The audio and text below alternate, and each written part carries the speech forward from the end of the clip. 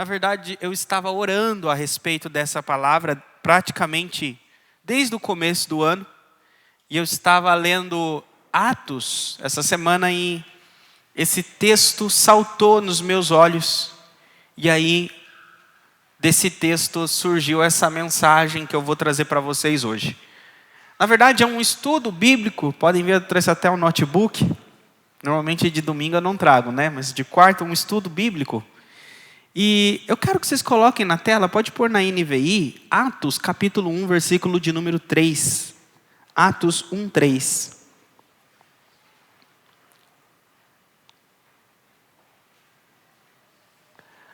Atos capítulo 1, versículo de número 3. Diz assim: depois do seu sofrimento, está falando de Jesus.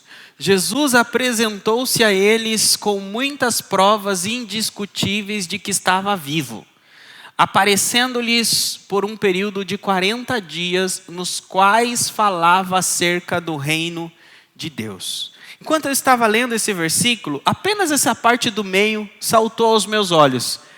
Ali assim, ó, quando diz, Jesus apresentou-se a eles com muitas provas indiscutíveis de que estava vivo.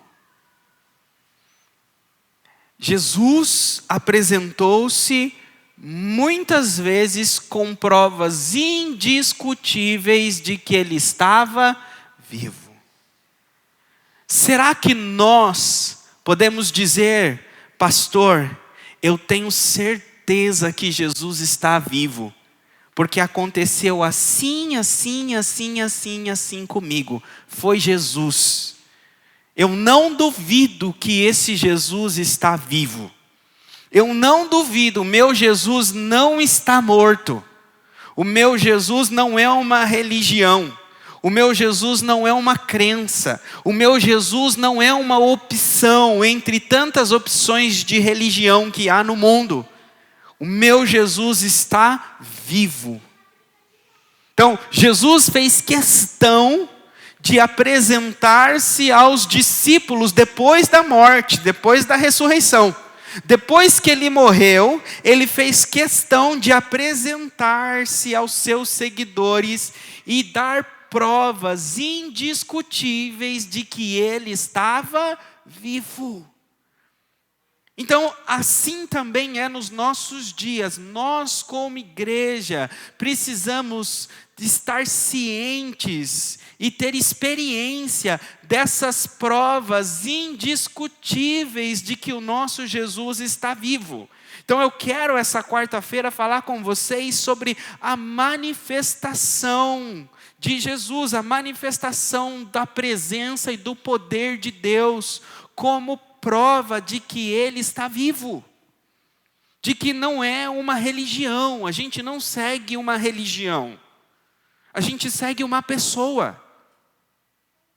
Então não é um sistema de regras de fé, é uma pessoa que nos ensinou como agradar a Ele mesmo, como agradar o Pai. Mas vamos pensar, qual é a importância dessa manifestação de Deus? A gente sabe que Deus se manifesta na Bíblia. A Bíblia diz que Moisés estava no deserto e ele viu uma sarça pegando fogo. Foi uma manifestação. A gente sabe que Josué estava para enfrentar uma batalha em Jericó e ele viu um anjo.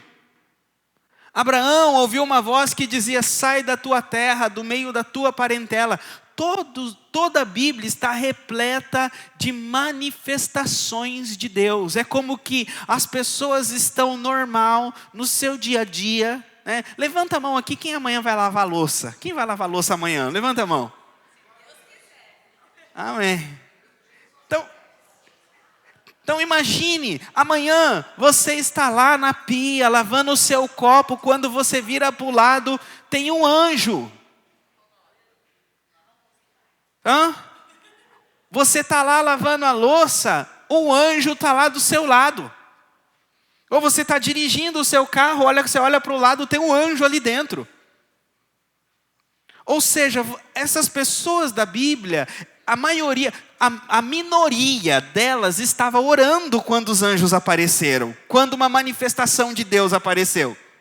A Bíblia fala de Zacarias que estava dentro do templo no horário da oração, mas os outros, um estava no campo, um estava no lagar. Então eles estavam trabalhando, fazendo aquilo que eles fazem normalmente. Talvez, fazer algum acesso no paciente, aquilo que faz no dia a dia. Não vai dar muito certo, Beth. Quando de uma hora há uma manifestação, Deus cuida de cada um dos detalhes. O que eu quero dizer? Que a igreja, ela precisa, hoje nós perdemos a fé que essas coisas acontecem. A gente não crê mais que pode haver uma intervenção e uma manifestação. Umas pessoas pensam, não, pastor, mas por que um anjo ia aparecer para mim? Por que Jesus ia aparecer para mim? Por que Deus ia falar comigo? Já não tem a Bíblia. A gente ainda precisa dessas coisas.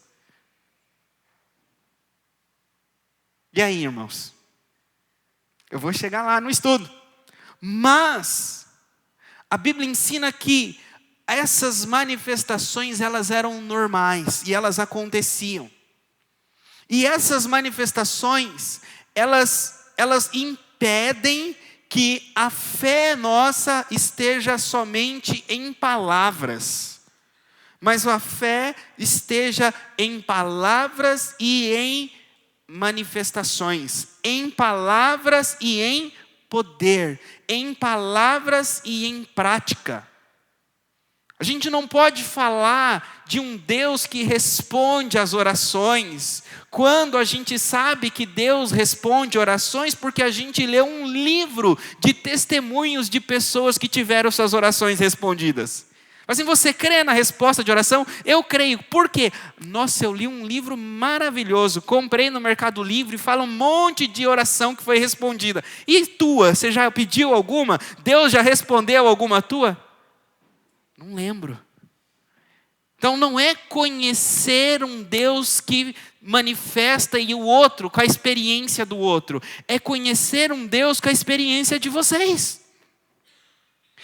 É ter plena certeza que Deus pode fazer o mesmo na nossa vida, como fez na Bíblia.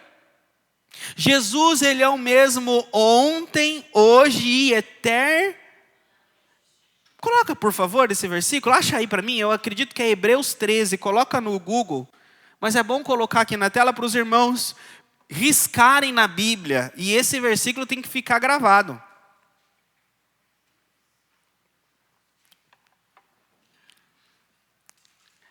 Jesus, Ele é o mesmo ontem, hoje e para sempre.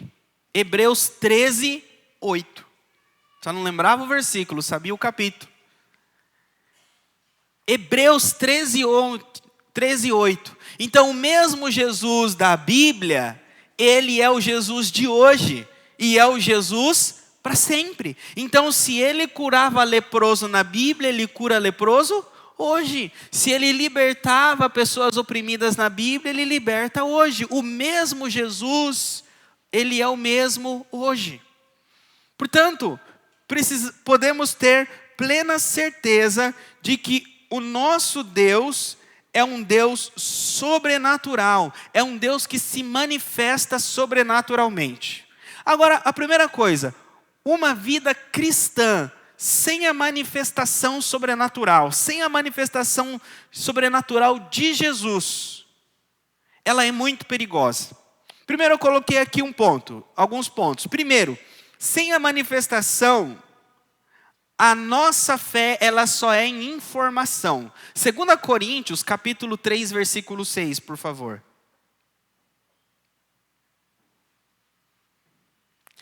Diz aí que a letra mata, mas o Espírito vivifica. A letra, ela é a lei, é os mandamentos. Uma fé baseada somente em mandamentos, somente em palavra, na palavra, ela é uma religião. As pessoas hoje existe uma uma palavra, né, que ela é usada muito no ambiente cristão, que chama sola escritura. Quem aqui já ouviu essa palavra? Levanta a mão. Sola escritura. Levanta bem alto para mim ver. Quem nunca ouviu, quem não sabe o que é sola escritura, levanta a mão. Quem não levantou em nenhuma das duas vezes é o quê? Sola escritura é uma palavra em latim.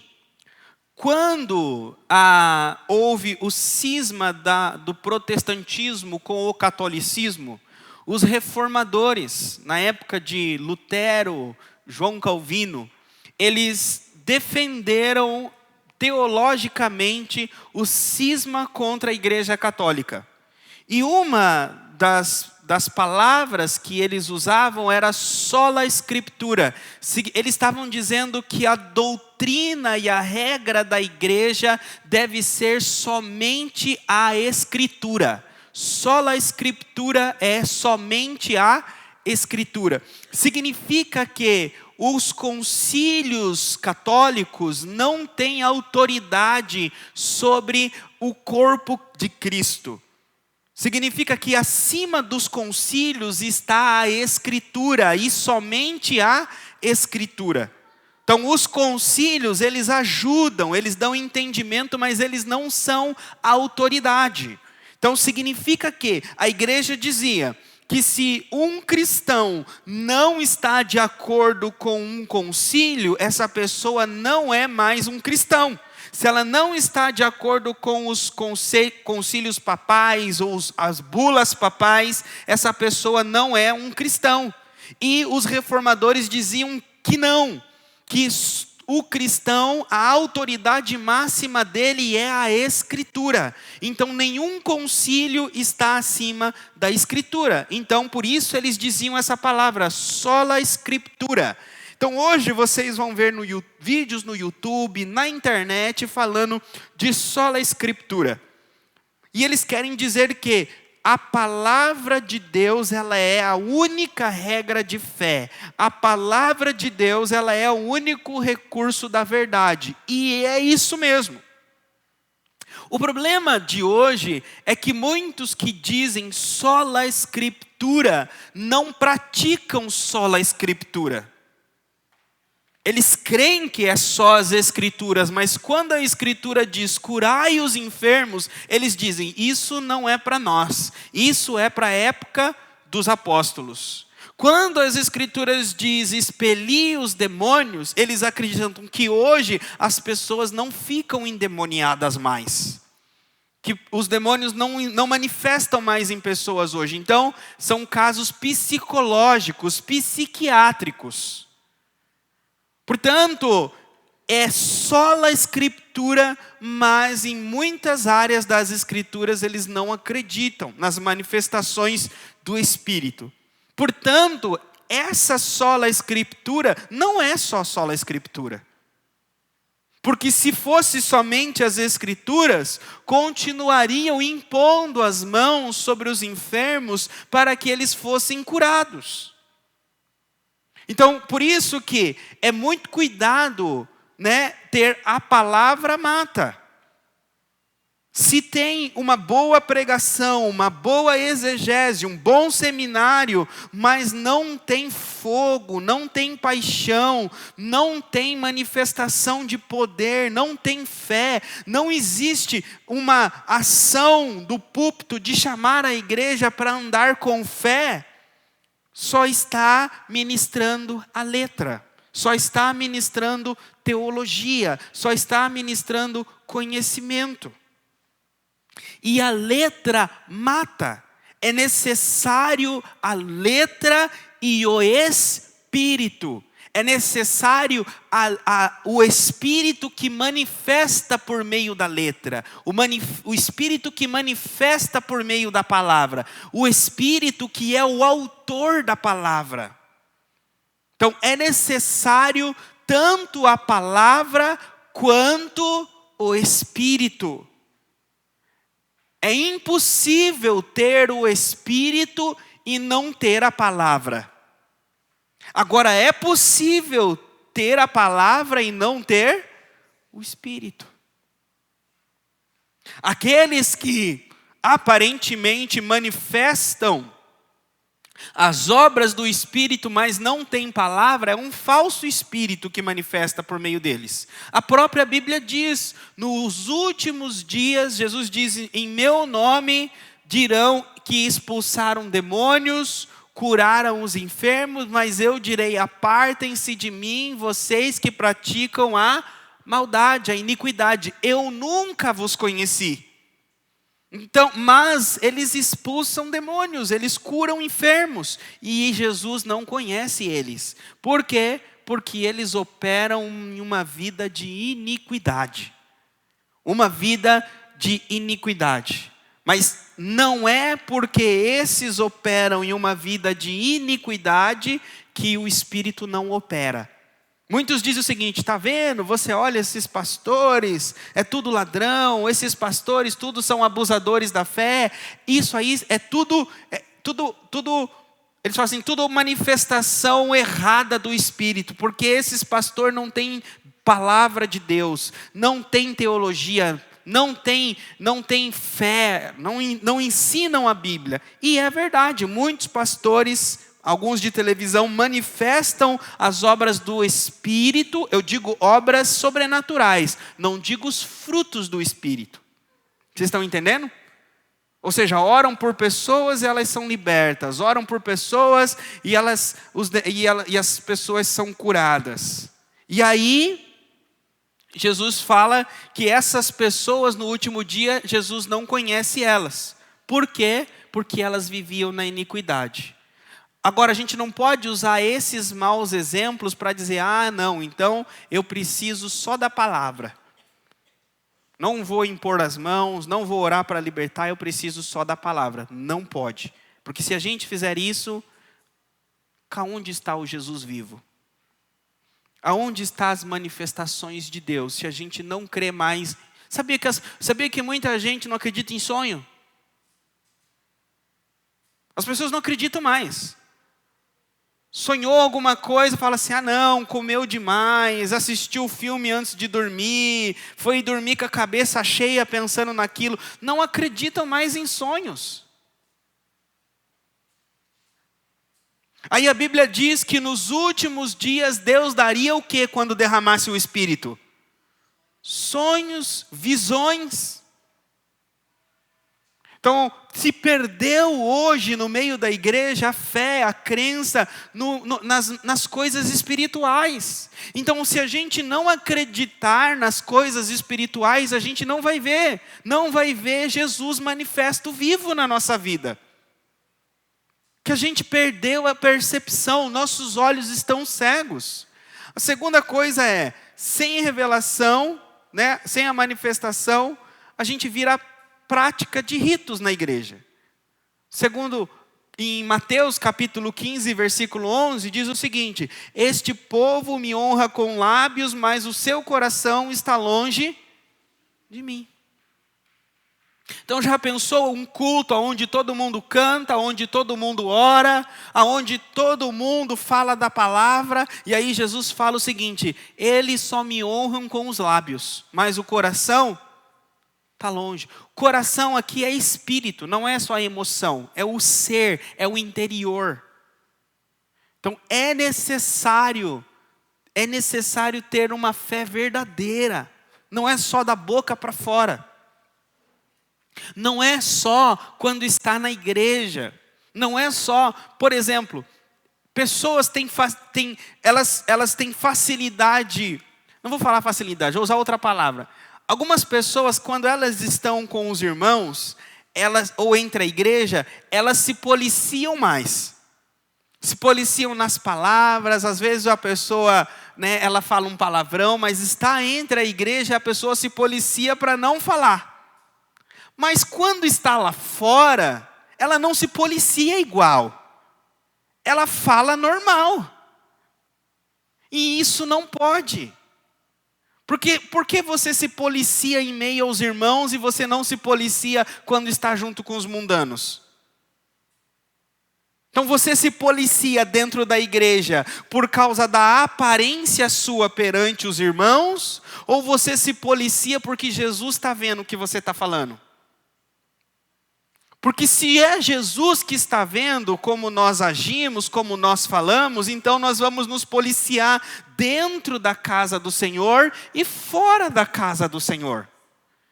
Então nós nos policiamos por Jesus. Nós não nos policiamos, né? Como fala, o menino estava, eu acho que ele estava aprontando em casa e o pai falou assim, eu vou ligar para o pastor. O menino, na hora, parou a bagunça. As pessoas têm medo de outras pessoas. Às vezes têm medo que as pessoas da igreja saibam as coisas, mas irmãos, Jesus já viu, Jesus já sabe. Então Jesus deve ser o nosso temor. Porque senão a nossa fé é vã, é oca, é mentirosa. Então esses são os passos para que nós tenhamos uma manifestação viva e poderosa de Deus. Terceiro, sem essa manifestação não há presença, não há poder. Em 2 Timóteo 3,5 diz assim, tendo aparência de piedade, mas negando o seu poder. Tendo aparência de piedade. Você entra em templos, você entra em igrejas e ali é pregado boas obras, é pregado amor ao próximo, é pregado evangelismo, é pregado discipulado, mas nega o poder de Deus. Nega as manifestações do Espírito. Ele está dizendo aí em Timóteo, tem aparência de piedade, mas nega o poder. Precisamos crer no poder de Deus, não é, Beth? No poder de Deus. Poder, na Bíblia, é a palavra grega dunamis. Dunamis. Quando fala dunamis, que palavra vem na cabeça de vocês? Dunamis, dinamite. Dunamis vem de dinamite, de dinâmico. Então o poder, essa palavra dunamis, ela traz a ideia que o poder de Deus, ele é dinâmico. Ele é como uma dinamite. Eu não consigo enxergar o poder de Deus sendo monótono. Algo dinâmico é monótono? Algo dinâmico é chato?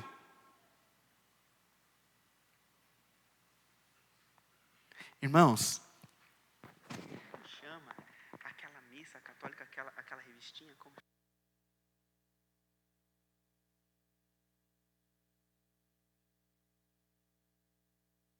Não é? Porque ali faz tempo que o poder de Deus não está ali. Aonde há o poder de Deus é dinâmico. Sabe, a Bíblia diz que o poder de Deus, o culto, ele é racional.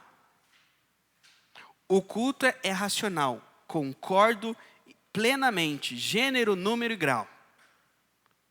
Mas eu não concordo em que o culto é sempre o mesmo beabazinho toda vez. É como que todo mundo chega no culto, as ovelhas, e já sabe exatamente a hora, o segundo, o minuto que o pastor e que cada um vai fazer no culto. E o pior, sai reclamando quando foi diferente. Hoje passou 5 minutos, hoje foi diferente, hoje aquele irmão falou demais. Irmãos, o Espírito Santo é dinâmico. Se uma pessoa entrou na igreja precisando de uma libertação, precisando de uma oração pelo casamento, chorando porque o filho foi preso, a gente vai falar, volta para o culto de libertação. Hoje não podemos fazer nada, por quê? Porque o pastor já recebeu a ordem de culto, não vou usar outra palavra. O pastor já recebeu a ordem de culto e não pode mudar. Não pode, irmãos. É o Espírito Santo quem direciona a igreja. E o culto ele tem que ser dinâmico. Mas, pastor, então como que a gente faz para não cair no erro que esse negócio que o Espírito direciona aí vira uma bagunça? Todo mundo vai lá, todo mundo tem oportunidade, todo mundo está direcionado no Espírito e aí vira aquela farofa. Quando o Espírito ele direciona, ainda que ele direciona, o negócio tem ordem e decência, primeira coisa. O Espírito Santo não direciona para bagunça. E outra coisa, o Espírito Santo, qual é a obra dele? Primeiro, Jesus diz que ele ia convencer o homem do pecado, da justiça, do juízo, e o Espírito Santo também glorificaria a Jesus. Então, quando o Espírito dirige um culto, torna um culto dinâmico, aquilo que ele acaba de fazer na hora, ou ele vai conduzir alguém para o pecado, ou ele vai glorificar Jesus, alguma coisa vai acontecer que culmine na obra dele, conforme a palavra ensina. Vocês estão entendendo? Então não é falar assim, o Espírito me direcionou, aí faz uma coisa aqui que não dá nada com nada do que o Espírito faz na Bíblia. Não. Então temos que estar dinâmicos ao que o Espírito faz, mas quando esse dinamismo acontece, nós vemos os resultados. Alguém foi consolado, alguém foi fortalecido, alguém foi tocado pelo Espírito, e a igreja, né, o ânimo, o ambiente, a atmosfera da igreja espiritual aumentou. Por quê? Porque o Espírito Santo identificou a situação e dinamicamente mudou. Deu para entender, irmãos?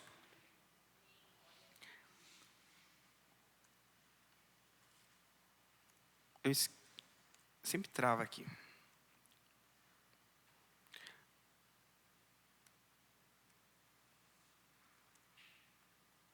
Depois, sem Jesus vivo, o coração esfria. Apocalipse 2:4.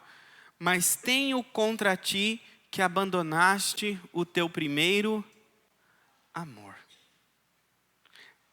Quando a igreja fica muito religiosa, é só rito, é só participar de culto, logo os membros começam a esfriar o amor.